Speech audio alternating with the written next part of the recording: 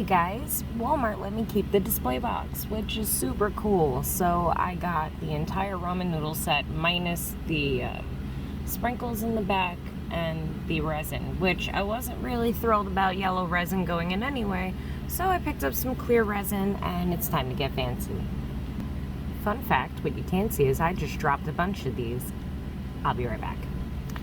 Okay, we've got some noodles in. I'm gonna add a little more, hopefully gracefully, and not throw them all over the floor. This is a lot of, okay. I'm not even gonna be able to put toppings, so let me get realistic, one sec.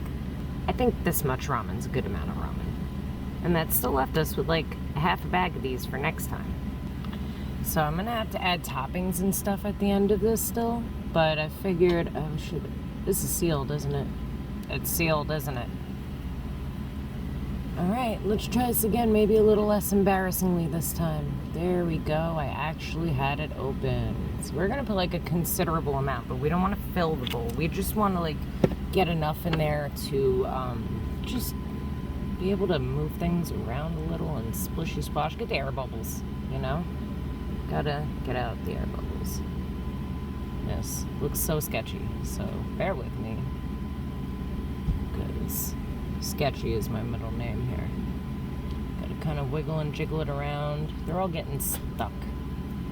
Not my favorite thing to do here. But okay, here we are. Alright.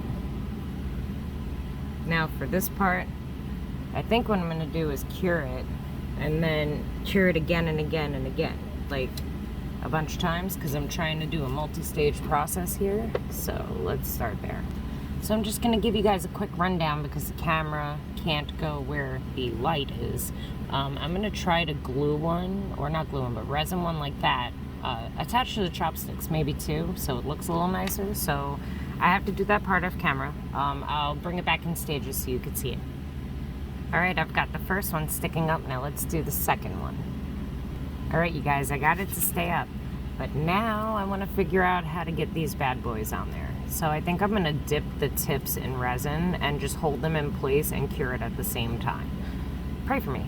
In French, English, Japanese, anything, just pray. Okay, that was crazy hard to do, but you know, going one piece at a time. Don't do both chopsticks at once, just do one at a time.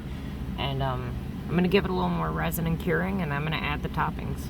Let's get our toppings ready while the resin is curing over there. Alright, so I think I did want to end up adding like a few more noodles to this over in this like corner area. Use our gibbon tweezers to kind of plop in place there. So yeah, we're going to want to add those. I think that's going to be the sauce for that. And then we're going to want to put some of these delicious bad boys in too, right? Because in real life, I actually love these things. I don't even know what they are, but I love them. They're so good. Does anyone know what those are called? Enlighten me, please, because I genuinely have no clue. But they're so good. They're so good. Just trying to put them a little bit everywhere. Yeah, because there's not a lot of room in there. It does look like there is, but there's not. And with that, I'm only going to put in half an egg, probably. Because I feel like I just don't have the space needed to do this the way that they want me to. So let's get our egg ready. I got my resin in there. Oh, I almost threw the egg. Don't throw the damn egg. Please don't throw the damn egg. Just maybe right there. Yeah, it's perfect. And there you have it, guys. Make it mini ramen.